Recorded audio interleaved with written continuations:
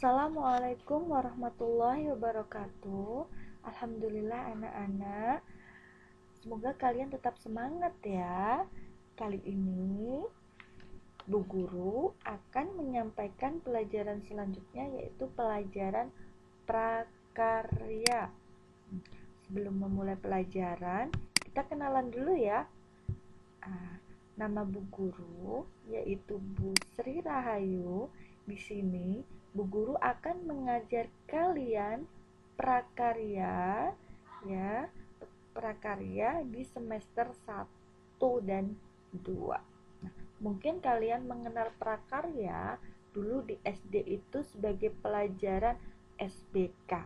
Wah, pastinya kalian senang sekali ya dengan pelajaran ini, insya Allah.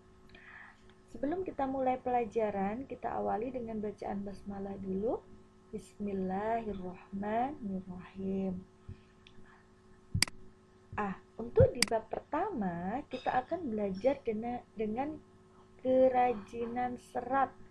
Tentunya kalian tidak asing ya mendengar kata-kata serat. Contohnya apa ya? Contohnya baju kalian.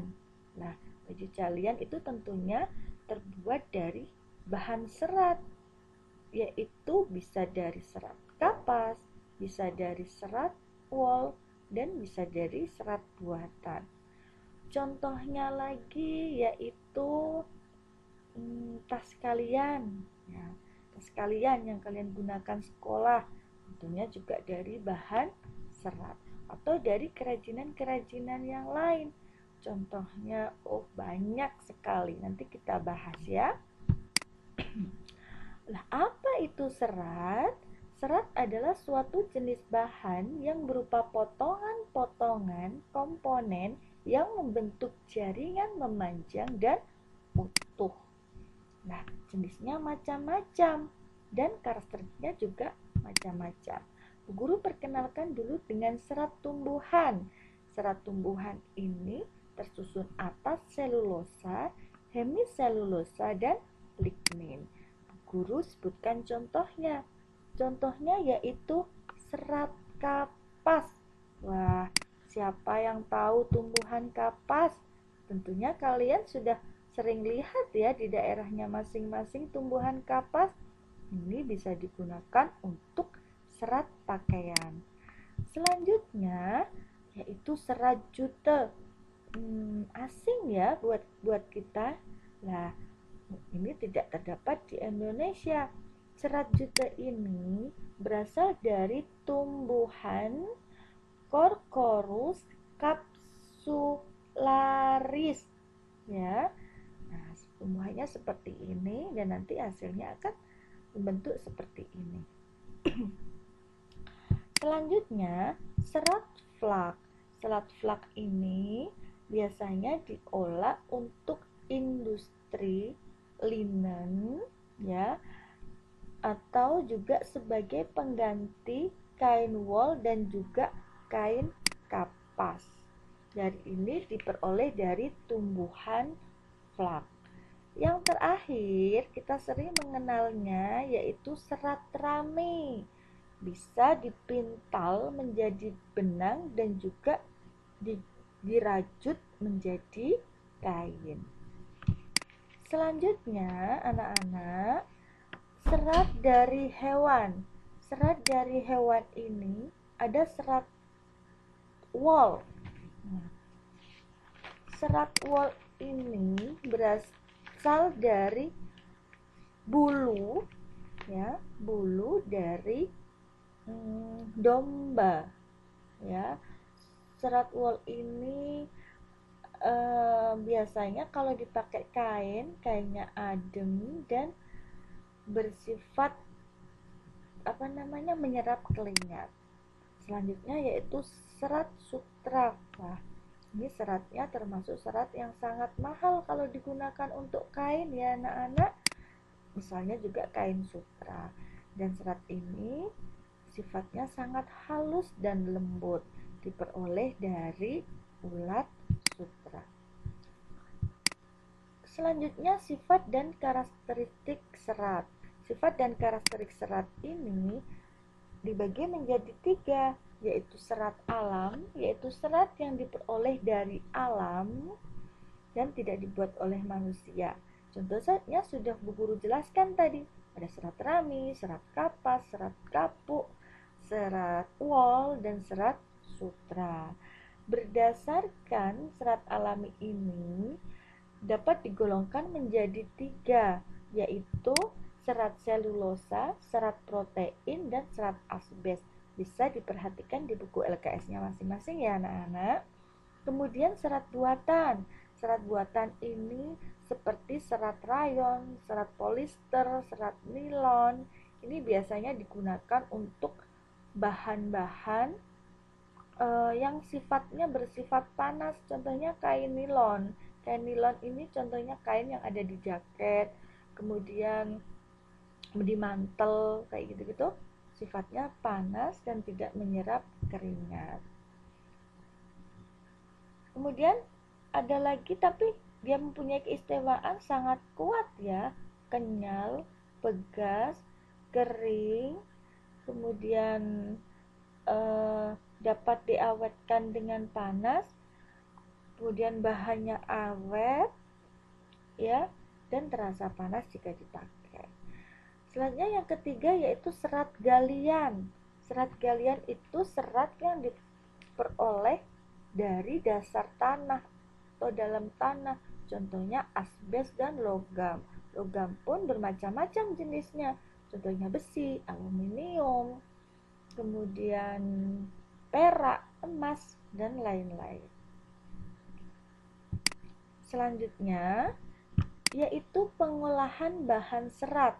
Pengolahan bahan serat itu dibagi menjadi 4 langkah-langkah. Yang pertama yaitu pemintalan benang.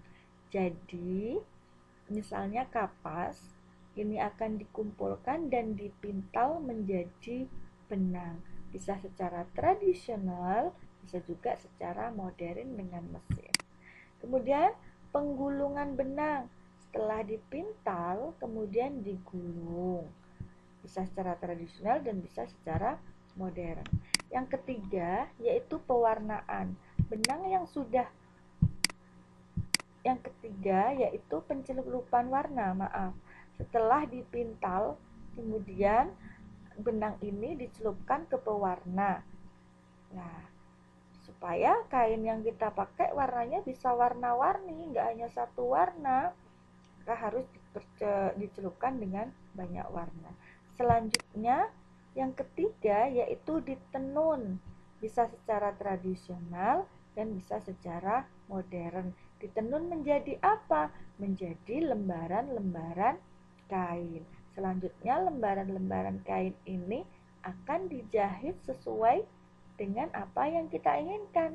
Bisa digunakan baju dan lain-lain. Kemudian proses produksi kerajinan bahan serat. Proses produksinya ada bermacam-macam. Yang pertama yaitu menganyam. Contohnya saja, kalian di daerah sekeliling kalian misalnya ada kerajinan kipas dari bambu. Nah, itu juga kan serat. Itu bisa dengan menganyam atau membuat tikar dari pandan, dari daun pandan, itu dengan menganyam juga, atau membuat tas dari anyaman daun pandan bisa, atau juga membuat tempat sampah dari rotan, itu juga dengan menganyam dan lain-lain. Kemudian dengan memintal ini bisa menggunakan serat-serat tanaman seperti rami, kapas, wol. Dengan cara apa? Dengan cara menenun, menjahit, menyulam, atau membuat tali. Selanjutnya yaitu mengkrame. Mengkrame adalah suatu bentuk seni kerajinan simpul menyimpul yang pembuatannya dengan menggunakan rangkaian benang awal dan akhir sebuah hasil tenunan. Contohnya yaitu misalnya pembuatan selendang yang seperti ada di daerah di luar Jawa.